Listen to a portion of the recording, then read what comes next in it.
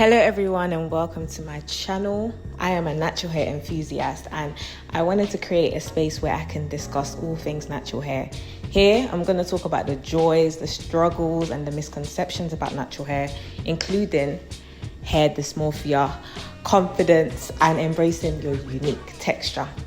So whether you're starting your natural hair journey or you're just looking for tips and inspiration, you are in the right place.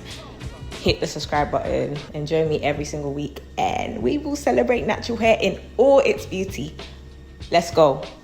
Okay then. Have you ever looked at someone else's curls, length or volume and thought, why can't my hair look like that? Why can't we be like other children? I don't know. Why is it that our own is quite so different? You're not alone. Let's talk about how we can break this cycle of comparison and start loving our own hair. But before that, it's very important to talk about where this comparison even comes from initially. The media we consume, for one. Social media rarely shows the full reality. It usually shows people on their best days, rarely shows the behind the scenes struggles.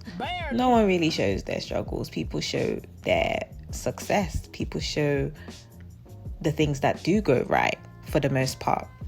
So when, for instance, in the context of Afro hair, when you see someone with a perfect twist out, flawless edges or fast hair growth update, you're seeing a moment. You're not really seeing the full journey. You're not seeing the missed wash days, the breakage, the setbacks, the traction alopecia, the this, the that. Do you know what I'm trying to say? So what exactly are we comparing ourselves to? A highlight reel? Something that is not the full picture? Curls that look perfect, but from a specific angle because the way they set up the camera, do you know what I'm trying to say? So what exactly are you comparing yourself to? I think that's something you need to ask yourself. Beauty standards that were inflicted on us. So this could be your upbringing, the environment you was in, the subtle comments that stick. Sometimes it's not even direct insults, but casual remarks. For example, your hair would look nicer if you straightened it. Are you going to do something with your hair before picture day? Wow, your hair's thick. It must be hard to manage. Them little stupid little comments, they can really impact people. Do you understand? It can really impact people. It will have you feeling like this. Why should this thing happen to us? I don't know. Why is it that God is allowing this thing to happen to us? Pains me well. And the thing about comments like this, it can sound small in a moment, but if it's constantly repeated back to back, they form an internal belief system where you start to question, is it acceptable? Do you know what I mean? And this is the hair that God gave you. It grows from your scalp. So for you to even question yourself if it's acceptable, that to me, that's ludicrous. Your environment and peer pressure plays a huge role as well. So growing up, seeing others with straighter hair or looser hair textures being praised more for having those hair textures, leaving those with tighter textures feeling less than. So the terms good hair, bad hair as well coming in. I hate that so much, but we have to use that in this conversation because it plays a huge part.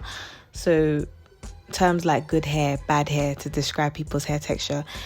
Can I just say, before I even continue this video, good hair is healthy hair. It's not to do with texture. Thank you. Let's just, please, please. Good. If your hair's healthy, you have good hair. How about that? Because people made it a texture thing and it's just like, so if this is good hair, then what exactly is bad hair? What is bad hair? No answer. What is bad hair? If this specific hair texture is good hair, so which one is the bad hair now? Media and representation also plays a part. For a long time, TV, magazines and movies rarely showed natural hair positively anyways. The beautiful girl, quote unquote beautiful girl, usually had straight, silky, flowy hair, or wigs, or that's what was, pushed. So with that being said, if you rarely saw someone who looked like you being celebrated, comparison becomes inevitable. Like, how can you not compare? You're not seeing representation. You're not seeing people who look like you naturally anyways, so you're bound to compare. Really? It's not a shocker. Generational influence also comes into play, like the days of your grandparents and great-great-grandparents. Some of them used to believe that straighter hair equals more opportunities, respectability, professionalism, and maybe certain comments such as you need to relax your hair to get a job, or don't go outside with your hair looking like that. It weren't just about style, but also a survival strategy in a biased world. So those ideas were inherited. Not necessarily true, but they were inherited. And we are the generation currently rewriting that narrative and basically breaking all of that rubbish. So here are some actionable steps to stop yourself from comparing your hair type to others. So I'll say stop consuming, or you can minimize the consumption of triggering content. So unfollow accounts that trigger comparison in a sense. Or you can follow diverse textures and realistic creators. I'm a firm believer of not consuming things that affect your sanity. So if it's really, really affecting you negatively, don't consume that content. Instead, watch things that will uplift you. Watch things that will encourage you.